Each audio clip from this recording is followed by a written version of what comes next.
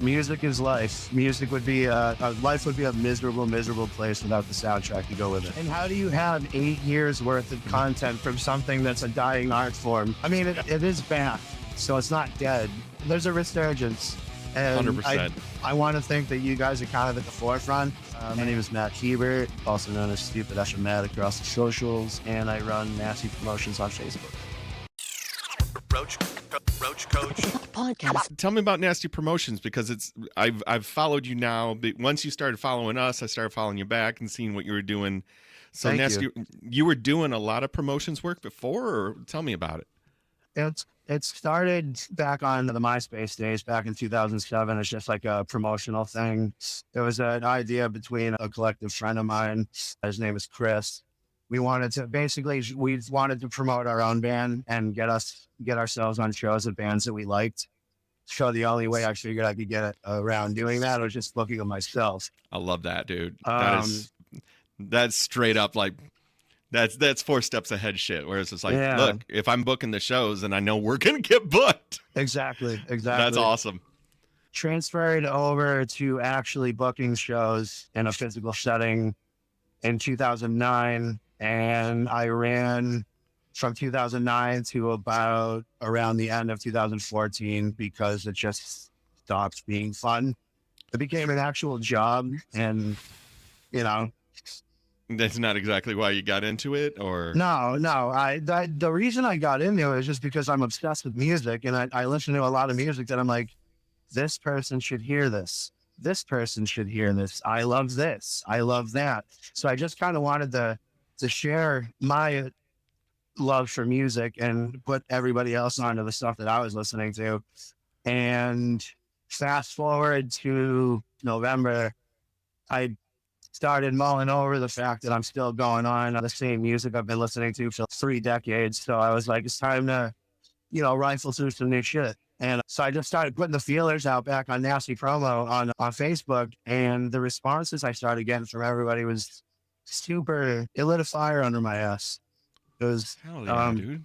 So I don't know. I've been generating really good numbers over there, and it's been fun. I have a plethora of new music that I can't even keep up with at this point. So every day is a new jam.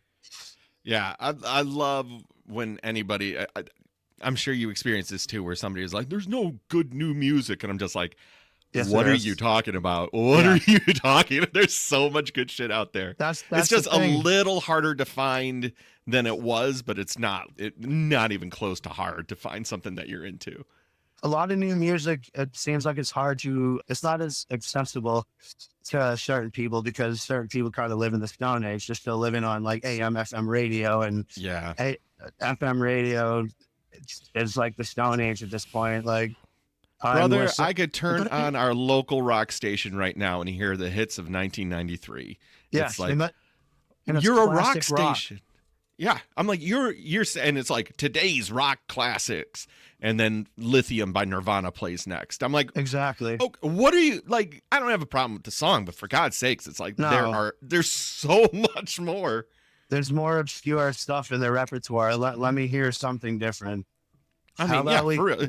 Play D7 for God's sakes. Just oh my play God. Yes, that's low key one of my absolute favorite songs. I love that song. It's so I like that one and Aneurysm are just like because it's just that's what I loved most about them. They're the layers, but I could go on. I was a huge Nirvana nerd. Absolutely. Just this and just the collection. And if I ever if we start really putting food in our families, one day I will get a Love Buzz 7-inch. It's just like that dream collectible that just keeps getting further and further away because it keeps getting more and more expensive. Exactly. I'm like, I remember it when it was $200 in the early 2000s, and I was like, that's too much. That's too much. I've never played. And now I'm just like, should have bought that for $200. Yeah, absolutely. Just to sit there and look at it. But I mean, it's hard. It's hard as somebody who's collected. It's, I have first press of this, and I have a blue 45 of Sliver, and and I'm like, I never play them, but it's like, I don't know. They would be like the last things to go from my collection. It's just absolutely. I just can't let it go. You had to have it.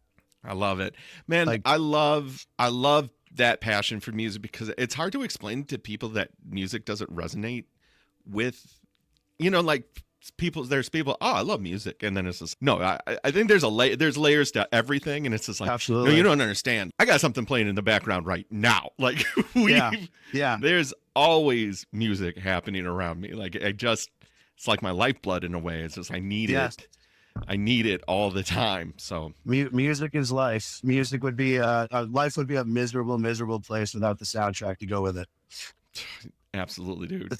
Oh man, I have to ask, because I'm asking everybody, how on earth did you find Roach Koach? Because we're always just dumbfounded that we are so Midwest humbled. Like, it's just like, we never knew that anybody would find us, let alone join a Patreon for us. It wasn't really the goal, but now we're kind of like, hey, we might have something here after 8 years. You gotta lean into it. Like all the marketing, every little shameless promo thing that you guys do, lean into that, man. Because you guys have been doing, like you say, you guys have been doing it for 8 years, and I can't believe it took me so long to stumble upon you guys. The reason I found you was because I work up at a school, so I'm like puttering around for 40 hours a week. I was kind of getting bored with the stuff that I was listening to, and I was like, this is the age of the podcast. Maybe I could find something that I could delve into a little bit. And I just happened to stumble across you guys, and I don't even remember what the first episode was, but it was when Jenny was still with you guys. It was post-pandemic, so I want to say I found you guys 2021, maybe the end of 2021 into 2022, give or take. Yep. But yeah, I got to watch Jenny ride off into the sunset with you guys. Okay. Yep. And I've been hooked ever since. I go back periodically and I'll listen to the early stuff, and every Wednesday, as soon as I get to work, I fire it up, man. Awesome. Thank you so much. That's so amazing. It's crazy. Like, I was just talking to a couple people yesterday, and it's just, I love that. Something that is a huge part of our lives, because we make the thing, but like then talking to the people that are enjoying it, and it's like, it's part of their lives, and everybody has a story about how. So it's fucking cool, man. It's just, I want to make sure, and it like, not being used to the promotion side of it on this side of the house, as we're getting more comfortable saying, no, we would like this to be like, it's very important to Lauren and I to make sure that everybody who is here knows how much we appreciate that they're here. Yeah. Even though like when you talk, you're always like, we need more numbers and more people in, but it's just like, our community is strong. Like when we put things up, like there's 6 or 7 people that are just like funky on it. It's just like, they're loyal to the soil, and it's like, knowing that they're there makes us more comfortable to be like, if somebody comes in and starts yapping, it's just like, don't worry. I think we got this under control. Even with like the corn thing that blew up, at 8 years in, it's just like, I've been doing a fucking new metal podcast for 8 years. You think you saying I don't know something's going to hurt my feelings at this point? Like, no way. And how do you have 8 years worth of content from something that's a dying art form or a dead art form? Right. Oh, so it's dumb and I mean, it is back, so it's not dead. It's right. It's a there's a resurgence, and 100%. I want to think that you guys are kind of at the forefront, and I think you guys deserve so much more exposure than you get. That's why I'm always hyping you guys up on all the socials. I'm like, I listen to you on Spotify, but then I'm like, they got to get their views up on YouTube. So then I'll put on the same shit I already listened to, and that's just background noise at this point. Yep. And my wife caught me the other day on multiple devices. She's like, "What are you doing?" I was like, well, I got Roach Koach on the TV, but I wanted to be in the chat. So it's playing twice. And I was like, yeah. She's there's only 3 people in there, and 2 of them are you. I was like, yeah, you're right. I'm just doing the Lord's work, man. I appreciate it. I appreciate it. No, it's not lost on us. It's not lost on us. Having streamed to 0 for a long time. Thank you. Thank you. I have to ask your new metal history. Like, who were your bands? What kind of got you into that genre? Because it sounds like you have a kind of a wide swath of stuff that you do listen to, but you have an affinity for new metal. When I was like, for as far as I can remember, I always gravitated towards music. We had a we had a rock radio station out this way called 107.3 WAS. And that was life for me. Like they put me on to like Nirvana, Metallica, Guns N' Roses, like all that shit. And then as I started getting older, I was about 14 or whatever. I remember them dropping No Place to Hide by Korn on the Yeah. radio. And I was like, holy shit, what is this? I've never heard anything like this before. And then, so that kind of opened up a floodgate. I ended up getting License Peachy for like Christmas or something. And God bless my parents for not reading into the backstory of Jonathan Davis or even the cover art or any of it. You know what I mean? God bless them for not paying attention because, oof, it's not the a lot of rough content stuff on that album. Yeah, it's obvious. But so that opened a floodgate, and I was like, holy shit, there's like a whole world of like different things just right at my discretion. When I was 16, fast forward, I've already got Korn and like the homies like Limp Bizkit underneath my belt. I got introduced to Slipknot. Yeah, man. And it changed my entire infrastructure of the way that I listen to music or the way that I approach music. I never knew they made anything that chaotic or heavy before in my life. It changed the game for me. So I blamed Korn, and then Slipknot took it like a step further. Not that they're necessarily new metal, but they're in the vein. They were at the helm of a lot of the shit. So those things drove me. Yeah, because it's like Korn unlocks the door and then Slipknot kicks it in. There's no door left at that point. No. And then it was just a floodgate of just originality. Things that a lot of record labels were terrified to put their hands on. They started taking risks. And I think that's when it's the most fun too, when it's like, right now there's I mean, I could talk about culture all the time, but like from a pop music mainstream standpoint, it's always tried to be generalist and it's always tried to be populist and tried to be the things. But the sameness that you're seeing is just, this is what works and we only do what works. And then we know that underneath there are people that are trying new things, but getting the light shined on them is a little bit harder, because then it starts to run, that sameness starts to run through genres. Whereas we talk about that in, metalcore guitar tone. It's, well, how many people are going to do the chunk, exactly, like feel to it? And it's just, I like it. And I know why you're doing it, because it fucking works and it gets me amped. You've heard but it like before. When it's the 100th band doing the 100th take of that one thing, that is, long story short, what was kind of really special about that period of new metal at the beginning, where it was just like, Korn doesn't sound like Limp Bizkit, and Limp Bizkit certainly doesn't sound like Slipknot, and Slipknot doesn't sound like Deftones, and like none of them, they were all put in the same group just because they were new and they didn't know what to do with them. But it was like, none of them really sounded like each other. No, it's like they took all the misfit toys and they were like, we're going to put you all together now, because this is the only thing that makes sense to us, is you guys are all weird. Right. I was like, well, that's really how System of a Down gets in there. Is just, you guys are weird, so you're new metal. They're not. I gotta give them their flowers too. Their first two albums were real big for me as well. Oh my God. I could listen to Toxicity.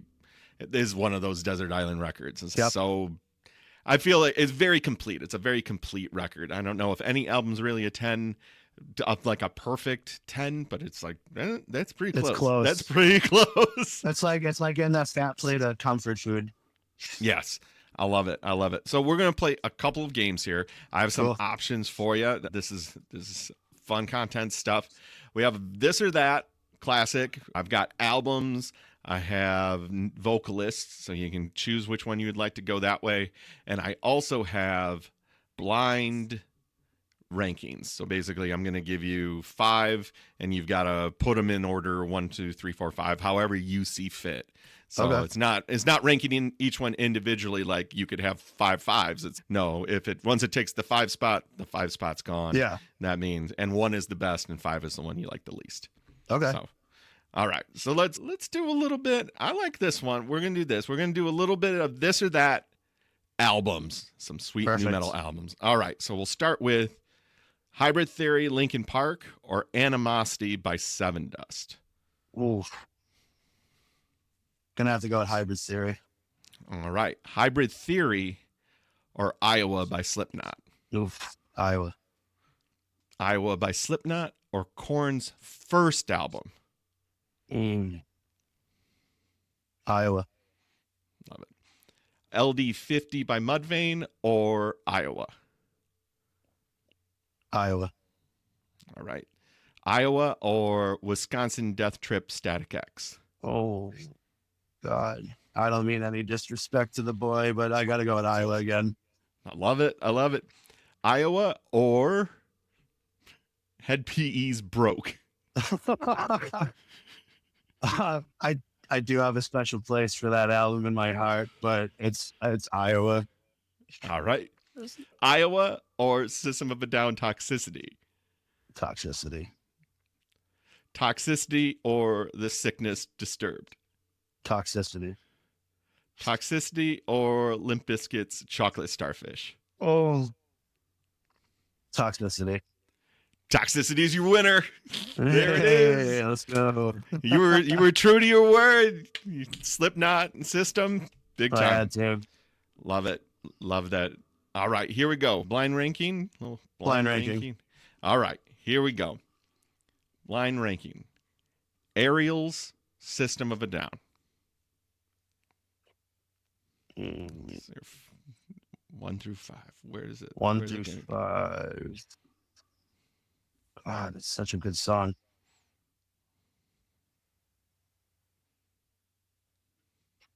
I'm gonna give it a 2. All right, that's our 2 spot. All right. Got the Life. Korn. That was such a huge song and video. This is a tough one. I'm telling you straight up. I've made this a tough list. Oh man, I want to say number 1. I'm gonna go with number 1. All right. Here we go. We'll go My Own Summer, Shove It, Deftones.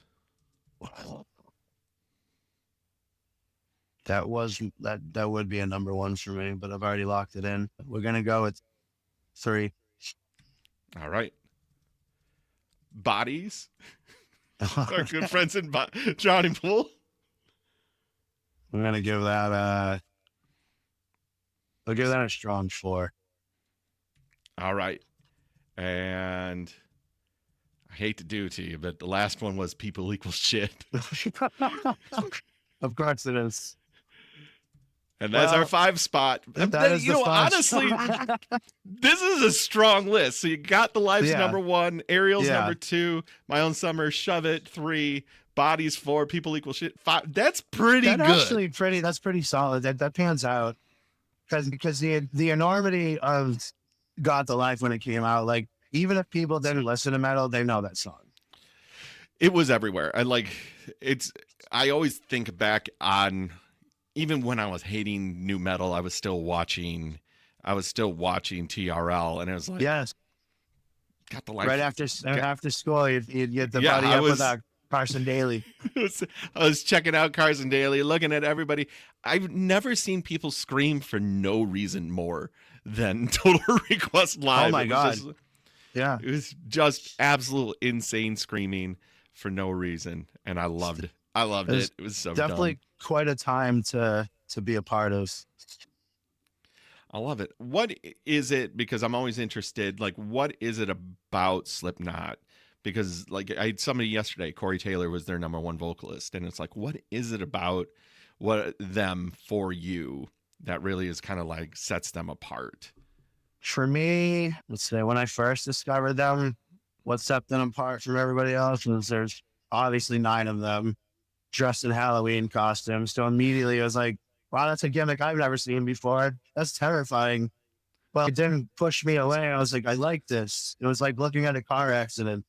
So, and then just like the punishing ferocity and just the pure unadulterated rage, all that like teenage angst. It was all so relatable at the time that I discovered it. So I've always just gravitated towards like, when I'm feeling shitty or whatever, I got that poo-poo face on or whatever. Throw on some of that or some of their earlier works, and all of a sudden it all goes away, you know? Yeah. As cliche as it sounds. No, it's not cliche. It's only cliche because it's true. You know, Yeah. if it didn't do the thing that you're describing, like, then there would be no reason for it. It's like, No, it no. absolutely does. Like, you can vicariously let them do the things. I had words for it. It's kind of like, it's safe rage. It's like, Yes. anger is so fucking weird because it's an emotion that so many people are scared of. It's a very scary emotion because it always feels like I'm going to get out of control.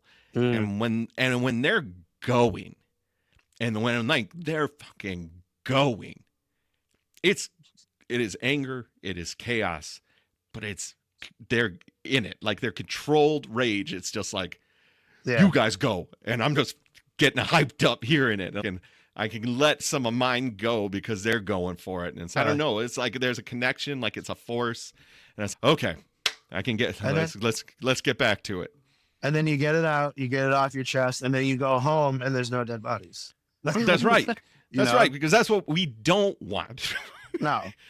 Like that's why we get, like, that's when we're pushing it down though. That's when there's dead bodies, when we don't get it out. Ugh. Why do you think these dudes are at the gym getting the gains to this shit? You know, it's just, you know. Exactly. Absolute pleasure talking to you. Anything else before I let you go? I honestly, I just wanted to congratulate you guys on all your success. 8 years is nuts. I'm bummed out. I've only been listening for the last 3 years or so, but I can only hype you guys up. You know, I think you guys are great. I love when Jenny comes and does her thing. I love when Sweet Mitchell makes his appearance. Like, good dude. The fact that you guys you bit into my playlist thing or whatever, that was a whole spur of the moment thing too. Like, I saw you guys throw the call for action out there, and it was like 1:30 in the morning. I was like, oh, I got songs. So I just threw together all the shit and I sent it to you. It was like, they're not going to use it. And then the day that you announced it, I dropped everything I was doing and called my wife, and I was like, you did it. Big Show's me. And I'm like, God, I wish I came up with a cooler name, or I wish I tapped the Nasty Promotions thing onto it to promote myself. But I wasn't even doing it at the time when you guys had asked for the song. So I was just, there it is. Here it is. Thank you for letting me be a part of the fucking the lore. And you're in it now. That's right. It's sweet, dude. I couldn't ask for a cooler experience, cooler guys. I will support you guys till you ride it into the earth. I appreciate it. Thank you, Matt. Thanks, man. All right, I appreciate you.